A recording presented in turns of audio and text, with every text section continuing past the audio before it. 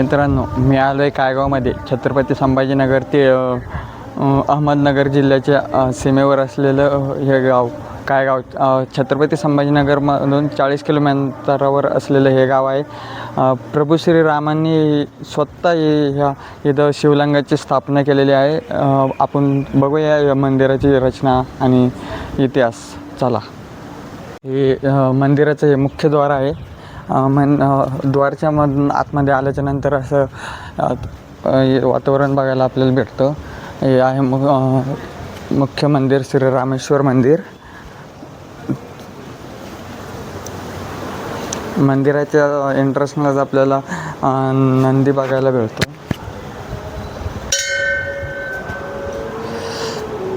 मंदिराचं बांधकाम तुम्ही बघू शकता. अतिशय जुनं असलेलं हे बांधकाम आहे. मंदिरावर एकदम असं बारीक नक्षीकाम देखील आहे.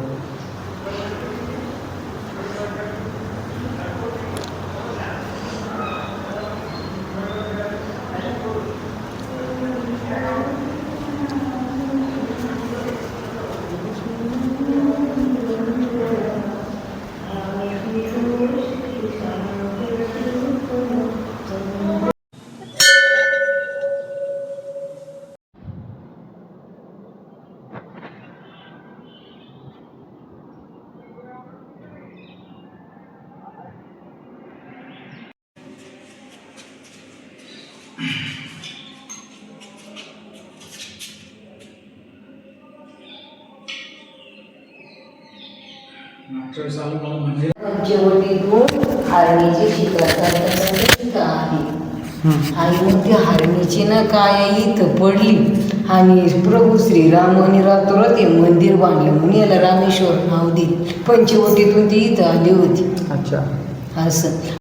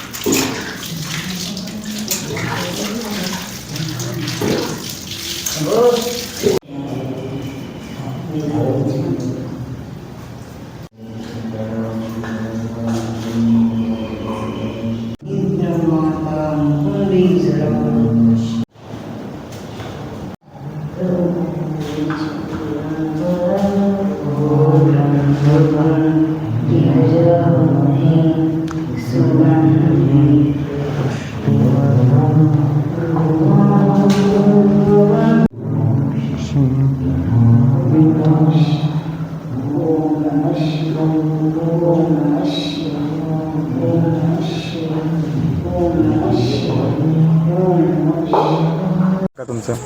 माझं नाव बाळासाहेब वाघी. काय मंदिराबद्दल काय सांगू शकता तुम्ही? मंदिराबद्दल सांगायचं झालं तर रामायणकालीन मंदिर स्थापित आहे, स्वयंभूई. हे असं आमचे आजोबा पंजोबाजी वडीलधारे लोक होते ते आम्हाला सांगतात. आमच्या जन्माच्या तर आधीचंच आहे आणि खूप प्रसिद्ध आहे, जुनं आहे. पुरातत्व विभागाकडनं पण तीच माहिती मिळते. रामायणात पण त्याचा उल्लेख आहे. मंदिर जुने कायगाव. काकू सांगत होते जी मूर्ती पिंड आहे जी आतमधली ती श्रीरामांनी स्वतः स्वयंभू स्थापित केलेलीच पिंड आहे. एक नाही तर अशी 4 मंदिरं स्वयंभू श्रीरामांच्या काळातच स्थापित झालेली.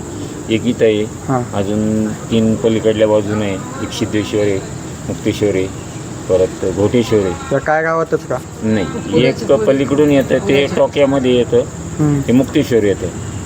आणि प्रवार संगममध्ये येतं सिद्धेश्वर येतं आणि एक दोन्ही टोक्याच्या मध्ये येतं ते गोटेश्वर येतं आणि हे रामेश्वर असे एकंदरीत 4 मंदिरं आजच्या स्थितीला म्हणजे आजच्या स्थितीला चांगल्या स्वरूपामध्ये ते आपल्याला बघायला मिळतात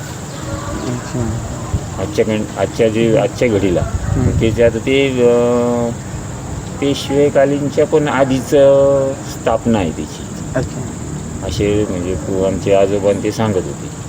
आता आम्ही जोपासून बघतोय तोपासून तर ते सुंदर आहे आणि श्रद्धास्थानी भाविकांचं पुष्कळशे असे भाविक आहे त्यांच्या श्रद्धेला पावणारं पण आहे आणि स्वयंभू असल्या कारणास्तव भाविकांची भरपूर संख्या दररोजच्या दररोज तिथं उपस्थित राहते.